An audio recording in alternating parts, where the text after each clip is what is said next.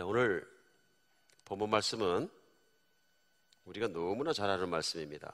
그리고 아마 어쩌면 여러분과 제가 성경책에서 가장 많이 읽었던 말씀입니다. 창세기 1장 1절로 5절 말씀. 정초부터 올해 일독하겠다 시작하면 꼭 창세기는 읽습니다. 어떤 분들은 창세기에서 끝나서 문제가 있는 거죠. 그런저런 연고로 해서 우리가 창세기 1장에서 5절까지 말씀, 1절에서 5절까지 말씀 너무 잘합니다. 다시 한번 읽어드리겠습니다. 태초에 하나님이 천지를 창조하시니라. 그 땅이 혼돈하고 공허하며 흑암이 깊음 위에 있고 하나님의 영은 수면 위에 운행하시니라. 하나님이 이르시되 빛이 있으라 하시니 빛이 있었고 그 빛이 하나님 보시기에 좋았더라. 하나님이 빛과 어둠을 나누사 하나님의 빛을 낮이라 부르시고 어둠을 밤이라 부르시니 저녁이 되고 아침이 되는 이는 첫째 날이라. 오늘 아멘 하신 분들은 창세기 1장 1절이 복음인 줄 아시는 분들이에요. 그렇죠? 오늘 창세기 말씀을 갑자기 나누게 되니까 야, 우리 목사님 왜 이상하게 이사야서 말씀 나누다 창세기로 확 뛰어가냐? 이유가 있습니다. 지난 월요일 날 성경 완독 학교를 이렇게 시작하면서 보니까 정말 질문이 많은 거예요. 전 이번 주일 동안 너무너무 감사했어요. 어떤 분들은 카톡방을 통해서, 이메일을 통해서, 전화를 통해서 만났을 때 막 물어보시는 거예요. 저는 창세기에 이렇게 질문이 많은 줄 몰랐습니다. 예전에 미처 몰랐습니다. 엄청난 질문들이 쏟아져서 하나님께 감사했어요. 이 질문들이 나온다는 얘기는 뭐냐면 관심 있다는 얘기고요. 이 질문들이 많다는 얘기는 뭐냐면 뭔가 궁금한 게 있다는 얘기거든요. 그리고 뭔가 한 껍질 벗겨져야 될 것들이 있고 그 안에 많은 기대들이 있다는 얘기라서 너무 감사했어요. 저는 이런 기대들이 365일 한비전교회에서 떠나지 않았으면 좋겠습니다. 이 세상에 제일 무서운 건 뭐냐면요, 무관심입니다. 무관심. 미움보다 더 무서운 게 뭐냐면 무관심이에요. ignored. 그런데 정말로 이런 하나님 말씀에 대한 관심들이 얼마나 감사한 일입니까? 그래서 제가 생각하다가 하나님 인도하신 대로 우리 많은 교인들이 지금 창세기도 읽고 또 그 다음 다른 데도 읽고 하니까 진짜 궁금해하시고 읽으시는 부분들을 좀 같이 나갔으면 도움이 되겠다는 생각을 했습니다. 같이 나갔으면. 왜냐하면 월요일 날 나눠서 말씀 나눌 시간이 제 시간이 30분에서 40분밖에 안 돼요. Not enough. 막 그냥 창세기 반을 그냥 일주일에 후떡후떡 지나가는데 그래서 조금이라도 서로가 도움이 됐으면 좋겠다. 그런 의미에서 제가 창세기로 다시 들어왔습니다. 오늘 기대하지 않았던 많은 교인들에게나 말씀을 어떤 경우들에 통해 듣는 분이든 간에 하나님의 동일한 은혜가 있었으면 좋겠습니다. 그리고 질문들 중에 많은 질문들 중에 말씀을 앞으로 전하면서 이제 어떤 그 질문의 각들이 하나하나 해결돼가는 그런 시간이 또한 됐으면 얼마나 좋을지 모르겠습니다. 우리 안에 하나님 말씀을 대하면서 뭐가 많아야 되냐면요, 아하 하는 시간이 많아야 됩니다. 이게 뭐예요? 영어로 아하 모멘트라 그러는데요, 아하 하는 순간에 의심이 떨어지고 믿음이 들어가는 순간입니다. 그래서 우리에게 정말로 그런 순간들이 많아지는, 그래서 하나님께 점점 가까이 갔으면 좋겠습니다. 성경은 오늘 좋은 말씀이요, 카바를 열자마자 1장 1절이 시작되면서 뭐예요? 태초에 하나님이 천지를 창조하시니라. In the beginning, God. 모든 것의 시작에 하나님께서 천지를 만드셨다로 시작합니다. 그러니까 이 말씀을 믿는 분들에겐 아멘 하면서 뜨거워집니다. 이게 왜 그러냐면 신앙의 기초가, 신앙의 시작이 여기서부터 시작되거든요. 맞습니까? 여기서 시작되기 때문에 이건 엄청난 복음이에요. 엄청난 굿뉴스. 그냥 갑자기 생긴 것이 아니라 하나님께서 세상을 만드셨다는 것이 그 자체가 복음이다, 그런 얘기입니다. 그 복음에 대한 얘기를 이렇게 생각하다 보니까 또 복음이 안 되시는 분도 계십니다. 오늘 태초에 하나님이 천지를 창조하시니라, 이 말씀에서 감흥이 안 일어나면 어쩌면 이런 것 때문에 그렇습니다. 태초에 가로넣기 만드시니라. 그 가로넣기에 하나님이 빠져서 그럴 수 있습니다. 그렇잖아요. 만약에 태초에 하나님에서 하나님이 빠져버리면 별로 감동이 안 됩니다. 왜냐하면 안 믿어지기 때문에 그렇습니다. 그러면 오늘 우리가 생각해 볼 수 있는 건, 어떤 분들에게 이게 깊이 이 한 절 말씀을 받아들이지 못하는 가장 큰 이유 중에 하나는 그 가로가 비어 있든지 그 가로에 다른 것이 들어가 있는 것입니다. 그러니까 오늘 창세기 1장 1절을 우리가 생각할 때 그 가로 안에 무엇이 들어있느냐, 어떻게 되어 있느냐에 따라서 우리는 무엇을 믿느냐 하는 것이 드러납니다. 그러니까 태초에 하나님이 천지를 만드시니라, 창조하시니라, 여기서 감동이 안 오는 큰 이유의 가로는 우리가 한번 찾아볼 수 있습니다. 근데 가장 많은 경우가 제가 추측하기는 뭐냐 하면요, 그 가로 안에 하나님을 믿을 수 없다는 의심이 들어가 있는데 그 의심의 배경에 대개는 뭐가 있냐면요, 과학적인 생각들이 많이 들어가 있습니다. 과학적인 생각들이요. 그러니까 세상은 그냥 생긴 것이지 어떻게 누가 그걸 하나하나 다 만들었겠느냐 하는 근본적인 질문이 그 가로 안에 걸려 있다는 얘기입니다. 그러니까 이것이 해결되지 않으면 성경 전체가 안 들어오는 거죠. 안 믿어지는 겁니다. 우리가 한번 오늘 잠깐 동안 그 우주가 왜 생겼는가, 어떻게 생겼는가, 뭐 그런 것도 한번 생각할 필요도 있다고 생각합니다. 그렇죠? 왜냐하면 사람들마다, 저도 어릴 때 그런 적이 있는데요, 저녁밥을 먹고 티네이저 때 밖에 나와서 별 있던 별의 모습을 보고 가끔 비행기 불빛도 지나가는 하늘을 이렇게 쳐다보면서요 생각합니다. 도대체 저 어떻게 생겼지? 생각합니다. 그렇죠? 우리 많은 사람들이 성장 과정에서 혹은 지금도 생각할지 모릅니다. 인류 역사 이래로 수많은 사람들이 별을 보면서, 달을 보면서, 하늘을 보면서, 세상에 있는 자연을 보면서 생각했다, 그런 얘기입니다. 생각했다. 그래서 지금까지 많은 사람들은 어떻게 믿었냐면요, 하나님을 믿지 않는 사람들은 우주가 존재하는 것은 영원히, 원래 그렇게 영원히 존재하고 있었다, 이렇게 믿는 것이 많았습니다. 그래서 최근까지도 과학자들은 어떻게 믿었냐면요, 우주는 원래 영원히 처음부터 시작부터 그렇게 존재하고 있었다, 이렇게 믿는 사람들이 많이 있었어요. 그런데 과학과 철학이 발전하면 발전할수록 과학자들이 모든 증거를 다 모아보니까 아니다.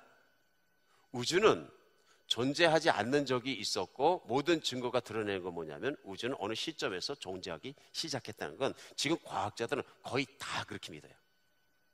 그러니까 지금 전 세계에 사는 사람은 거의 다 우주는 언젠가 시작한 시점이 있었다, 이렇게 믿는 거예요. 그래가지고 그 천체 과학자, 소위 그 코스몰로지를 공부하는 그 과학자 중에서 유명한 사람이 닥터 알렉산더 빌렌킨이라는 사람이 있습니다. 근데 이 사람이 뭐라 그랬냐면요, 모든 증거들을 다 모았을 때 이제 천체 과학자들은 더 이상 우주는 영원히 존재해 왔다고 주장할 수는 없습니다. 시작도 없이 우주는 원래 영원히 존재했다고 주장할 근거는 없습니다. 그들은 이제 우주의 시작에 대한 문제에 봉착했습니다, 이렇게 얘기해요.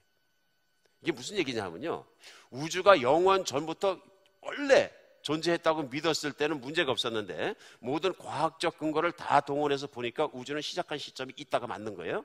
그럼 맞다면 지금 문제라고 얘기하는 그 닥터 블랭켄이 문제라고 얘기하는 그 문제는 뭐냐면은, 그러면 그것이 어떻게 시작됐냐를 이해하는 문제에 봉착했다, 이런 얘기. 어떻게 처음 시작을 했느냐. 그래갖고 이것을 뭐라 그러냐면, 이 문제를 학문에서는 그 칼렘 코스몰로지컬 아규먼트, 소위 칼렘의 천체 존재론에 대한 논쟁이라고 얘기합니다. 왜 그럴까요?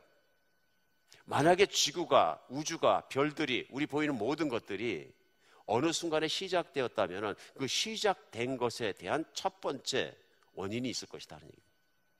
그렇죠? 무엇인가 처음 시작한 것이 있다. First cause. 처음에 시작한 동인이 있다 하는 얘기입니다. 그렇게 뭐냐 하는 얘기입니다. 그러니까 처음 시작한 그 원인에 대해서 찾는 거죠. 그러니까 무엇인지 그 존재하는 것은 처음 시작하는 출발이 있다, 그런 얘기입니다. 그럼 출발을 출발되게 하는 원인이 있다, 이런 얘기예요. 18세기에 활동하던 유명한, 웬만한 사람들 학교에서 이름을 들었던 철학자 중에서 회의주의 철학자가 있어요. 데이비드 휴미라는 사람이 있습니다. 이 사람은 모든 걸 의심한 사람이에요. 근데 이 사람조차도 뭐라 그랬냐면요, 나는 어느 것이든지 그 시작을 출발시키는 동인이, 원인이 없는 것이 있다는 어리석은 주장은 결코 하지 않겠습니다. 그렇게 모든 것을 회의적으로 생각했던 철학자인데도요, 나는 모든 것의 시작에 그 원인이 있다는 것, cause가 있다는 것에 대해서는 내가 의심하거나 주장하지 않겠습니다. 없을 수는 없는 것입니다, 이런 얘기입니다. 그러면 모든 물질이 존재하는 데는 그 시작이 있다, 이런 얘기 맞습니까? 오늘 여러분 갑자기 심각해지죠? 우리 좀 생각해 봐야 되는 게, 여러분과 저도 모르는 사이에 우리 안에 태초에 하나님의, 태초의 가로에 태초의 과학이 있고 태초의 빅뱅 이론이 있고 태초의 이론들이 나도 모르는 사이에 들어있다, 이런 얘기예요. 내 생각 안에. 그럼 그것이 우리의 믿음을 말할 수 없이 방해합니다. 오늘 과학자들 얘기를 하는 건 뭐냐면, 과학자들이나 철학자들은 자기들이 연구하는, 자기들이 판단하는 보편적인 얘기들을 좀 시도하고 있는 거예요. 그런데 한 가지 결론이 있습니다. 그건 뭐냐면요, 물건은 스스로 존재할 수 없다는 거예요. 여러분, 물질이 스스로 존재할 수 있습니까? 아니죠. 그러면 우주에 있는 물질들이 스스로 존재하지 못한다면 그 첫 번째 물질과 그 물질들이 존재하기 위한 원인은 무엇이어야 될까요? 넘버 1, 비물질이어야 합니다. 넘버 2, 지혜로워야 합니다. 왜냐하면 그 모든 걸 생각하고 디자인해야 되기 때문에요. 그렇죠? 넘버 2, 3, 능력이 있어야 됩니다. 넘버 4, 살아있어야 합니다. 이런 것을 추상해보면 점점 어디로 갑니까? 창세기 1장 1절로 갑니다. 그러니까 그 노벨상을 받았던 미국에 있는 과학자 중에서 특별히 이런 영역을 연구하는 닥터 아르노 펜지아스라는 사람이 있습니다. 유명한 분입니다. 이분도 학계에서. 근데 미국에서 유명한 분이죠. 이분이 뭐라고 말씀하시냐면요, 우주의 기원에 대한 가용한 모든 자료를 검토할 때 나는 성경에 처음 나오는 모세의 5권의 책과 모세오경을 얘기하는 거죠. 창세기부터 신명기까지 5권의 책과 시편들 그리고 성경 전체를 지지하지 않을 수 없다. 우리가 과학을 생각해봐도 무조건 과학은 하나님의 존재를 부인한다, 그것이 아닙니다. 과학자 중에 몇몇 사람이 무신론을 가지고 있고 존재하는 거예요. 그 중에 한 사람이 누구냐면 요즘에 우리 유명해서 잘하는 사람이 몸이 불편하셔서 장애인으로 이렇게 윌체어에 앉아있는 스티븐 하킹이라는 분이 있습니다. 많은 분들이 압니다. 그리고 불과 얼마 전에 신문에 크게 나온 게 보니까 성경이 말하는 것처럼, 창세기에 말하는 것처럼 신은 그렇게 세상을 창조하고 시작하지 않았다고 얘기했다고 그래요. 그렇게 쓴 책이 뭐냐면 The Grand Design이라는 그분의 책인데, 사실 막연하게 그 사람이 그렇게 하니까 뭐 기자들이 막 왕 모여서 사진을 찍고 뭐 뉴스를 내고 그러면 스티븐 하킹 천재라는데, 천재는 하나님이 세상을 시작했다고 믿지 않는데 그럼 막 믿음이 흔들립니까? 그럴 수도 있죠. 내가 과학에 얼마나 신뢰하느냐에 따라서 좀 차이가 있죠. 근데 과학은 신뢰할 수 있는 것이지만 모든 과학자를 다 신뢰해서는 안 되는 거예요. 그럼 그 스티븐 하킹이라는 사람이 왜 그런 얘기를 했는가, 그 배경을 찾아보고 책을 읽어보고 그 내용과 발언을 곰곰이 생각해보면 그 사람이 얘기하는 건 뭐냐면 우주의 기원에 모든 것을 시작한 기원은 중력이다 얘기하는 거예요. 그래비티.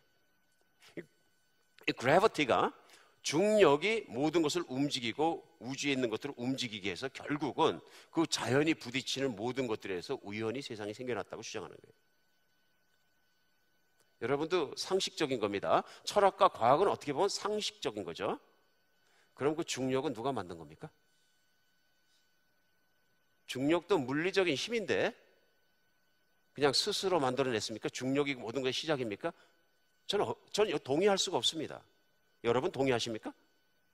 그냥 스티븐 허킹 그럼 혹 했다가도 여러분 그가 주장하는 내용을 가만히 있으면 그럼 중력은 누가 만든, 금방 나오잖아요. 이것은 존재와 우주의 존재에 대한 근본적인 얘기를 다루고 있는 것은 아니다 하는 것을 우리가 금방 알 수 있습니다.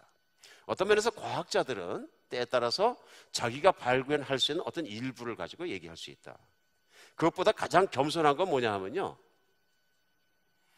아무도 우주와 인류와 모든 것이 시작되는 시작점에서 현재까지 있지 않았기 때문에 누구도 과학적으로 그것을 모든 자료를 다 모으고 증명할 수 있는 충분하고 완전한 자료를 갖고는 있지 않다. 맞습니까? 아무 과학자도 충분한 증거와 충분한 연구할 만한, 증명할 만한 자료는 없다. 그러나 누구든 과학자가 얘기하는 것들은 불완전할 수밖에 없고 그것은 추측과 가설과 모든 것에 의지할 수밖에 없다. 이렇게 얘기하는 것, 수많은 과학자들은 실제로 그렇게 얘기해요. 그게 맞는 자세이고 겸손한 자세다는 얘기입니다. 과학이라는 것이 객관적으로 실험을 걸쳐서 프래그매틱하게 모든 걸 정리하고 실증하고 증명할 수 있는 모든 자료를 다 가지고 있습니까? No. 아주 작은 인간의 지식 하나밖에 없는 거예요. 그것도 가설에서 출발하는. 그러면서 그것을 확정적이라고 얘기하는 것은 아니다 하는 얘기입니다. 저는 오늘 창세기를 같이 보면서 강단에서 목회자고 설교자이기 때문에 과학은 믿을 수 없는 것을 얘기하는 것이 절대로 아닙니다. 과학은 굉장히 유스풀한 것입니다. 과학은 좋은 것입니다. 그런데 일부 과학자들이 과학을 신앙처럼 만드는 것이 잘못이다 하는 얘기입니다. 과학은 완전하지 않습니다. 맞습니까? 완전하지 않으니까 가설과 증명과 모든 것을 끊임없이 번복하고 바뀌어오는 것이 과학이잖아요. 철학이고요, 학문입니다. 근데 학문의 그 본질적인 자세, 겸손함을 버리는 과학자들이 많아진다는 것은 서글픈 일입니다. 서글픈 일입니다. 그건 그들의 종교입니다. 오늘 우리는 과학이나 철학을 다 얘기할 수는 없습니다. 그렇지만은 과학자는 다 하나님을 안 믿는 사람들은 아닙니다. 그런데 하나님을 부인한 어떤 과학자들은 절대적으로 자기 과학만 믿는 것입니다. 그러니까 문제는 뭐냐 하면 인간의 과학을 신보다 더 믿을 수는 없다 하는 얘기입니다. 오늘 우리도 생각해 봐야 되는 것이 있습니다. 왜냐하면 우리가 모든 것을 판단하고 인류의 기원이나 우주의 기원이나 모든 시작을 생각해 볼 때에 내가 너무 절대적으로 과학자를 믿는 거 아닌가 생각해 봐야 합니다. 내가 과학자의 권위에 대해, 철학자의 권위에 대해서 너무 많은 어토리티를 준 건 아닌지는 생각해 봐야 합니다. 맞습니까? 제가 무슨 생각이 드느냐 하면요, 초등학교 다닐 때 문교부에서 발행한 교과서를 내가 존경하는 선생님이 가르치시면 절대적 진리가 돼버리는 거예요. 이게 내 머릿속에 딱 들어가면 그 다음에 바뀌질 않아. 근데 지금 제가 배웠던 그 과학이나 내가 배웠던 그 생물이나 그런 데에서도, 진화론이나 그런 데서도 그 가설과 그 사진과 그것은 증명되는데 틀렸다 하고 빼는 게 많은 거예요. 계속 바뀌고 있고요. 그럼에도 불구하고 우리는 단순히 그것이 교과서이고 선생님이 가르쳐서 엄청난 권위를 주는 거예요. 그게 맞다. 그럼 오늘 우리가 생각해야 되는 건 뭐냐면, 혹시 나는 잠정적으로 그들이 결정되어서 나중에 언젠가 번복되지 모르는 과학자나 철학자나 선생님들이 얘기하는 것에 대해서 너무 철저하게 권위를 다 줘버린 것이 아닌가 생각해야 합니다. 왜냐하면 누구에게 권위를 주었느냐에 따라서 우리의 사고와 판단은 엄청나게 달라집니다. 나는 성경에 하나님 말씀에 권위를 준 적이 있는가? 하나님 말씀에. 성경이 더 권위가 있는가? 오늘날 불완전한 과학적 지식이 더 권위가 있는가 결정해야 되는 것이죠. 오늘 여기에서 성경 첫 줄에서 하나님 말씀하시는 태초에 In the beginning God created the heavens and the earth. 태초에 하나님이 천지를 창조하시니라. 이 말씀이 우리에게는 얼마나 중요한지 모릅니다. 어떤 과학을 믿어도 나에게는, 내 생각 속에는 빛이 안 들어옵니다. 인사이트, 일루미네이션, 광명한 빛이 안 들어옵니다. 그런데 오늘 이 첫 줄을 믿으면 내 안에 빛이 들어옵니다. 하나님이 세상을 지으시고 첫 번째 한 일이 나오는데 오늘 2절에는 뭐라고 말씀하시냐면요, 그 땅에 혼돈하고 공허하며 흑암이 깊음 위에 있고 하나님의 영은 수면 위에 운영하시니라. 첫 번째 시작이에요. 시작하는 땅이 어떻게 돼요? 혼돈하고 공허하고 캄캄해요. 흑암 위에 있어요. 하나님의 영이 그 위에 있습니다. 그러면서 어떡합니까? 그 캄캄하고 공허하고 혼돈한 후에 빛이 있으라 하나님이 말씀하시니까, 하나님이 말씀하시니까 어떻게 됩니까? 빛이 있어서 흑암이 물러가는 것이 첫 번째 일입니다. 빛이 들어가니까 어둠이 물러갑니다. 많은 걸 생각할 필요가 있습니다. 여러분, 하나님이 첫 번째 왜 빛을 지으셨을까요? 첫 번째 필요하기 때문에 지으셨습니다. 빛이 들어왔다. 요즘 가끔 우주선이 나가서 사진을 찍어서 보내는 다른 위성들 사진들이 있습니다. 그 위성 사진들을 볼 때마다 무슨 생각이 들어요? 야, 창세기 1장 2절 같다. 그 위성 사진에 나와 있는 랜드들이 so dry, 사람이 살 수 없을 만큼 so dry and dust, 뭐 먼지뿐이고, 그러니까 혼돈하고 흑암 안에 있고 생명이 없는 모습들을 볼 수 있습니다.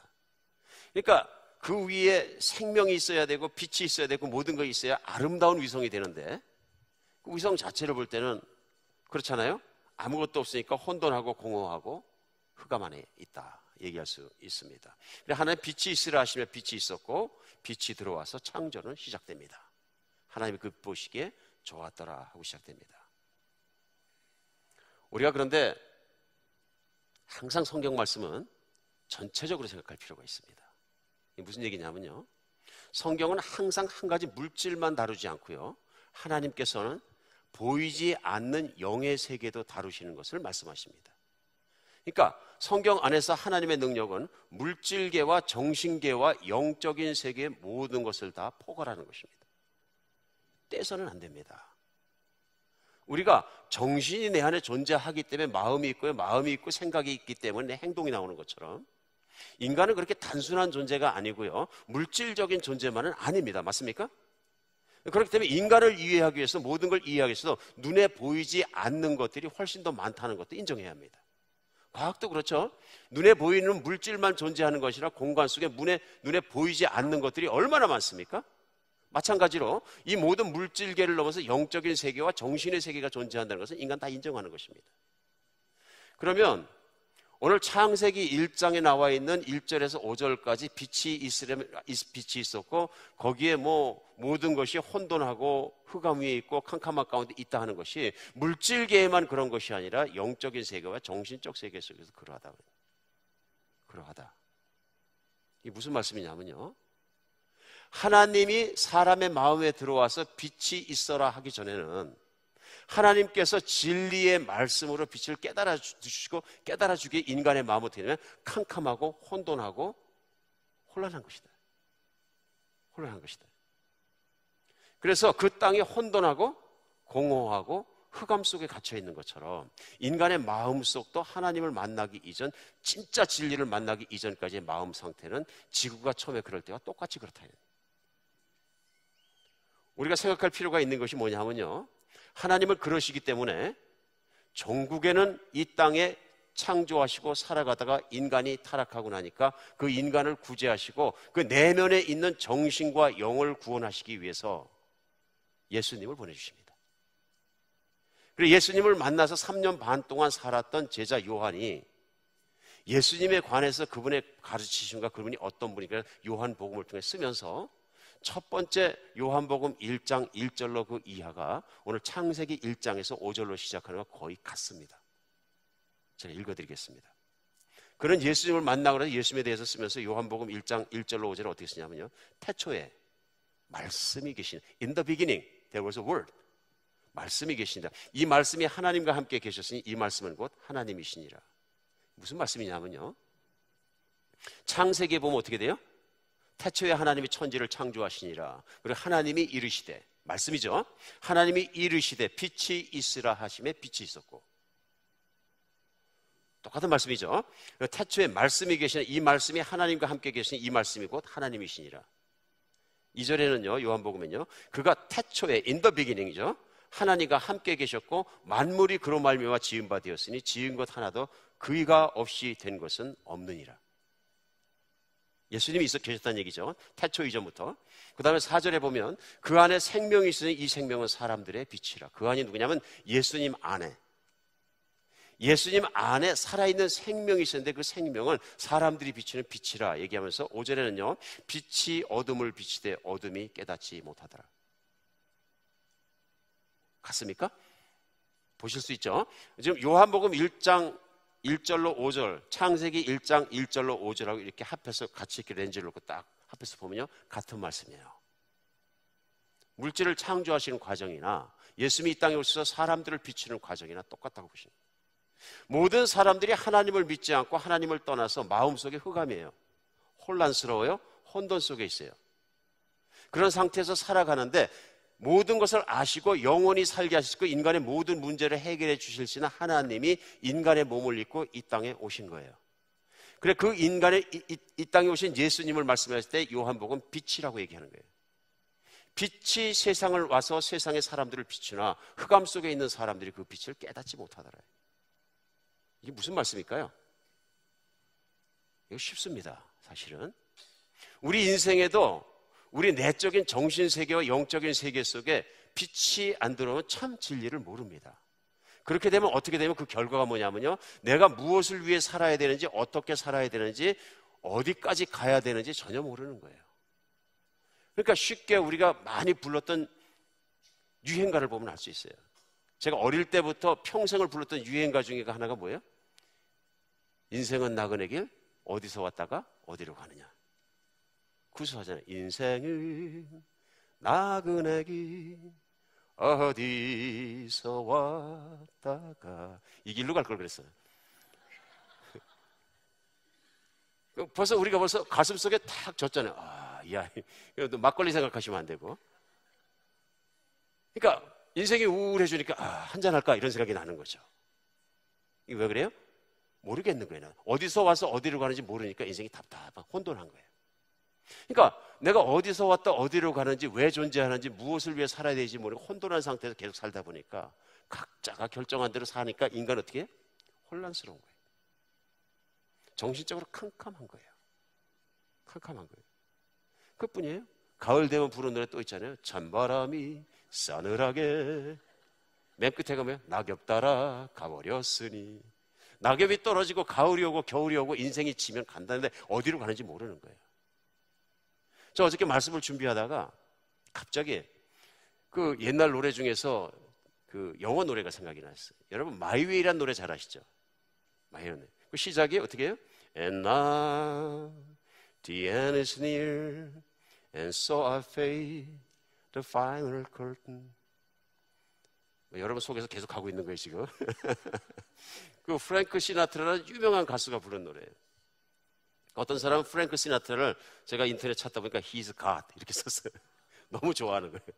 진짜 유명한 사람이었어요. 그죠? 하여튼 미국과 세계를 막 휩쓸었어요. 굉장히 유명한 사람이고 돌아가실 때까지도 유명한 사람으로 돌아가셨어요.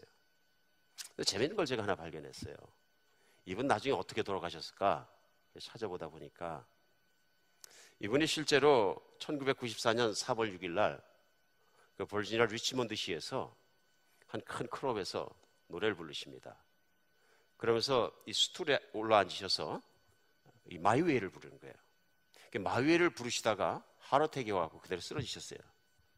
그래가지고 그 앞에 있던 모니터 스피커에 있던 머리를 받고 넘어지셨는데 병원으로 그때부터 옮기기 시작하고 막 난리가 나서 투병을 한 2, 3년 하십니다. 근데 마이웨이라는 노래의 그 가사가 뭐냐면 세상이 힘들지만 나는 다 해봤고 세상이 힘들지만 나는 이겼고 I did it all 하고 부르실 때요. 그 다음에 내가 쓴뿌리가 나올 때 난 I spit it out 하면서 그게 클라이맥스잖아요. 그 노래 보면.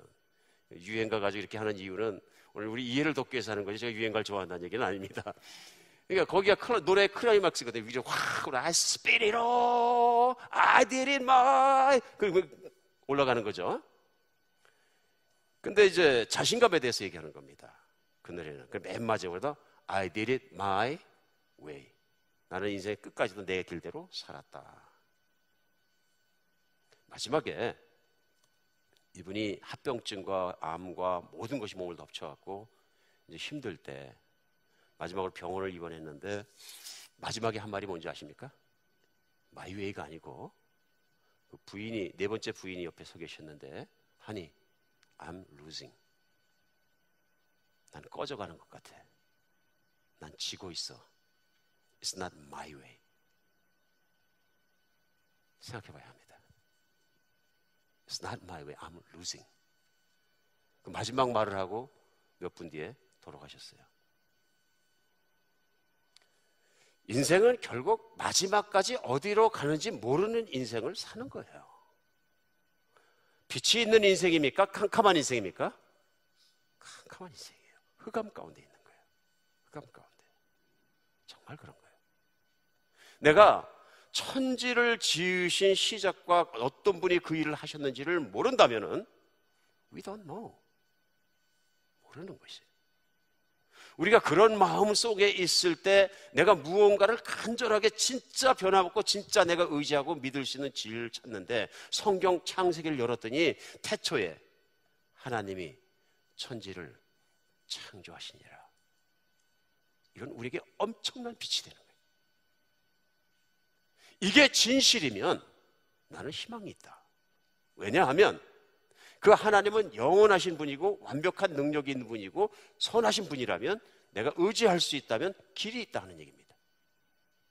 여러분, 죽어가는 사람에게 길을 발견한다는 것은 엄청난 일입니다. 어저께 밤까지 병원의 중환자실에서 하루를 더 살기 위해서 온갖 주사를 꽂고 난리를 치고 고통 속에서 고민하는 사람에게 하루에 더의 삶이라는 것은 엄청난 것입니다. 그에게 1년이고 10년이고 더 살 수 있는 확실한 길이 있다면 그게 그에게 빛인 거예요. 빛. 그 빛이 들어요. 오늘 창세기 1장을 시작하자마자 그 빛이 우리에게 너무 중요한 게 그래서 그렇습니다. 목적이 이끄는 삶이라는 책을 써서 많이 팔리고 유명한 우리 리고렌 목사님 계신데요. 많은 분들이 읽으셨습니다. 그 첫 번째 첫 장에 보면은 맨 첫 장 첫 줄에 이렇게 시작합니다. 이것은 당신에 관한 것이 아닙니다. 이것이 뭐냐면 인생의 목적은 내가 무엇을 위해 살 것이냐, 어떻게 살 것이냐 생각했을 때 모든 사람이 생각하죠. 특히 젊은이들은 많이 생각하죠. But this is not about you. 그 목적을 내가 생각하면 목적을 찾을 수 없다 그런 얘기 맞는 얘기예요. 맞는 얘기예요. 혼란해지는 거죠. 혼돈 속에 드러나는 거죠. 인생이 캄캄한 속에 갇히게 되는 거죠. 왜냐하면 내 안에 그것을 발견할 수 있는 불변의 진리가 없기 때문에 그렇습니다. 그 책에 보면은 그래 첫 장에 인생을 그렇게 어둠 속에 헤매다가 빛을 만난 사람의 스토리가 한 사람 나옵니다. 그게 누구냐 하면 과거 러시아에서 공산주의 교육받은 공산주의 철저하게 신은 없다고 가르치거든요. 그 아래서 배우면서 무신론적 교육을 받으면서 자랐는데 한 유명한 러시아의 작가 그 안드레이 비토프라는 사람이 고민합니다. 엄청나게 고민하면서 인생을 막 헤매고 있을 때고 흑암 속에서 그야말로 헤매고 있을 때죠.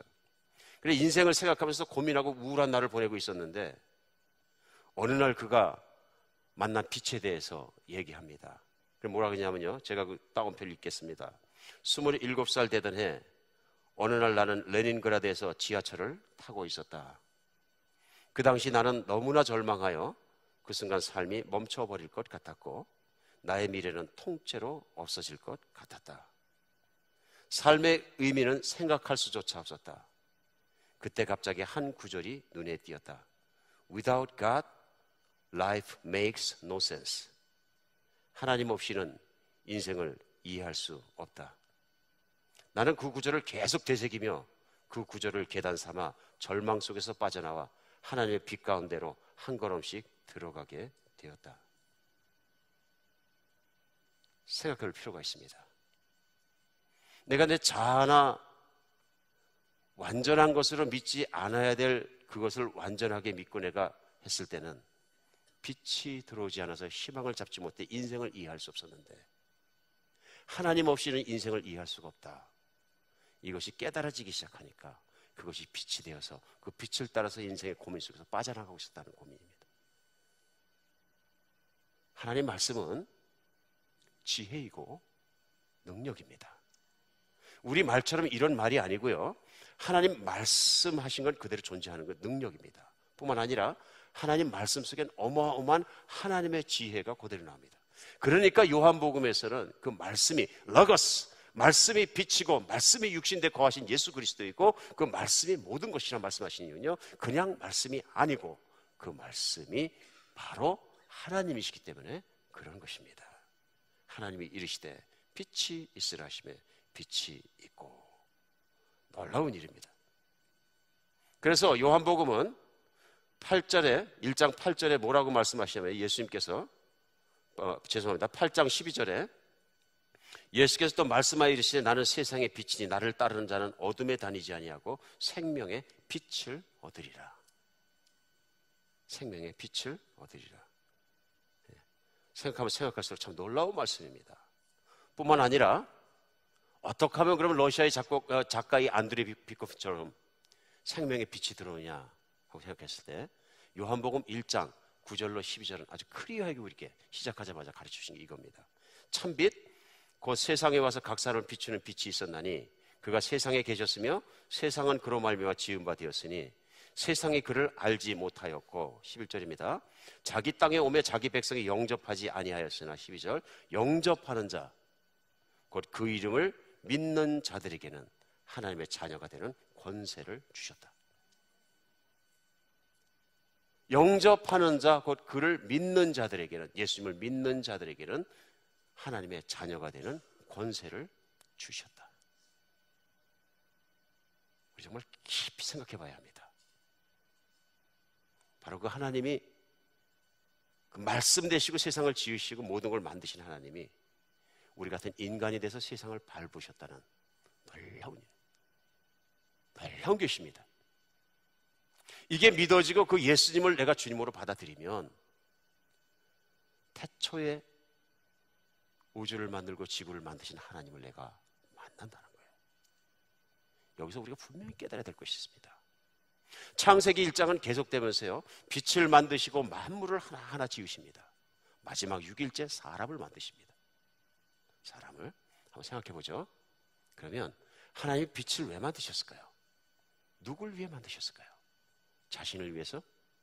하나님은 온 것을 창조하기 이전에도 스스로 존재하는 분이시지만 아쉬운 게 없으신 분이었을 거예요. 그러면 쉽게 하나님이 물을 만드시고 생물을 만드시고 동물들을 만드시고 식물들을 만드실 때 나무의 열매를 하나님을 위해 만드셨을까요? 잡수시려고? 하나님이 영이십니다. 물질보다 높은 분이십니다. 동물을 왜 만드셨을까요? 구워 잡수시려고? 여러분, 모든 것을 왜 만드셨습니까? 하나님 다음은 누굽니까? 여러분과 저예요.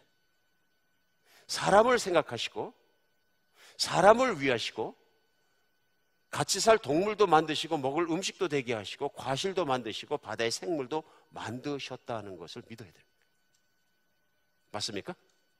기가 막힌 일이죠. 기가 막힌 일입니다. 그러니까 영접하는 자, 곧 그 이름을 믿는 자에게는 하나님의 자녀가 되는 권세를 주셨나니, 오늘 요한복음 1장 12절의 말씀, 이 말씀은 얼마나 어마어마한 말씀이냐 하면요, 하나님이 우주에 있는 모든 것을 다 나를 위해서 만드시던, 그것이 내 것이 되는, 하나님의 사랑이 내 것이 되는 것이고 내가 하나님의 자녀가 되는 것이죠. 오늘 이게 얼마나 놀라운 일입니까?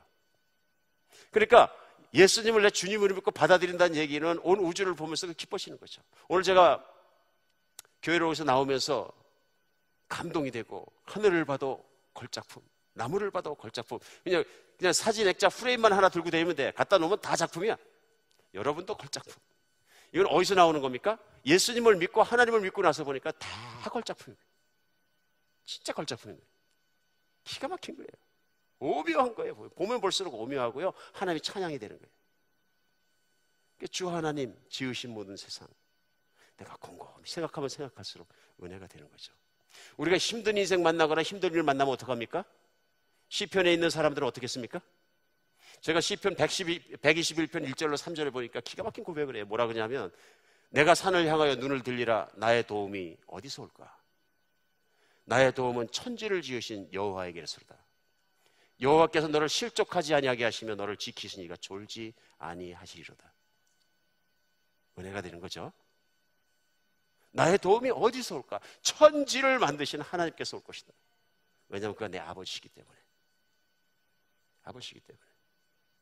사랑하는 여러분, 세상과 우주는 하나님이 지으셨습니다. 세상과 우주는 하나님이 나를 위해서 지으셨습니다. 우리가 그 하나님을 믿고 예수님 받아들이고 들어가기만 하면, 자녀가 되기만 하면 진짜로 하나님은 우리를 보호하십니다. 창세기 1장 1절, 태초에 하나님이 천지를 창조하시니라. 태초에 괄호가 없어지는 여러분과 제가 되었으면 좋겠습니다. No blank there. 진짜 하나님이 천지를 창조하시니라. 그 하나님 깊이 만나시기 바랍니다. 그 하나님, 그 아들 예수 그리스도, 말씀이 육신돼서 이 땅에 오신 예수님을 십자가에 피 흘려 죽고 못 박아 죽게 하기까지 믿는 여러분과 저를 사랑하십니다. 이것은 진실이고 진실이고 진실입니다. 증명되지 않는 과학을 신처럼 생각하는 과학주의를 따르시겠습니까? 살아계시고 수많은 세월을 통해서, 수십억의 사람을 통해서, 인생을 통해서 살아계심을 확증하고 증언하는 믿음을 따르시겠습니까? 하나님은 살아계십니다. 오늘도 우리를 바라보십니다. 믿으시기 바랍니다. 받아들이시기 바랍니다. 기도하겠습니다. 예, 하나님, 우리 아버지, 저희들이 인생과 마음속이 정말로 혼돈하고 흑암 속에서 캄캄하고 깨닫지 못하고 인생을 방황할 때에도 우리를 찾아오시고 깨닫게 하시고 우리를 만나주셔서 너무나 감사합니다. 오늘 혹 우리 중에 아직도 하나님의 모든 걸 시작하시고 살아계시다는 확증이 없는, 주님 사랑하시는 사람이 있다면 오늘 마음을 활짝 열고 하나님을 받아들이게 하여 주시옵소서. 누구든지 영접하는 자 곧 예수 그리스도를 나의 주님으로 받아들이는 자는 하나님의 자녀가 되는 권세가 주셨다고 말씀하셨으므로 이 시간에 우리가 예수님을 그렇게 받아들일 수 있도록 도와주시옵소서. 이제부터 내가 믿을 것을 믿을 수 있게 주님께서 가차해 주시고 모든 것을 만드시고 나를 사랑하시고 나를 위하시는 하나님께 저희가 돌아가는 시간 되게 하여 주시옵소서. 마음속 깊은 곳에서 하나님을 향해 절대적인 신앙을 갖지 못했던 주님의 자녀들이 있다면 이 시간에 하나님 그 믿음을 회복시켜 주시어서 내가 온전히 하나님을 신뢰하고 의지하며 기뻐하며 찬양하며 우리 하나님 앞에 나아가게 하여 주시옵소서. 그리스도 예수 이름으로 기도합니다.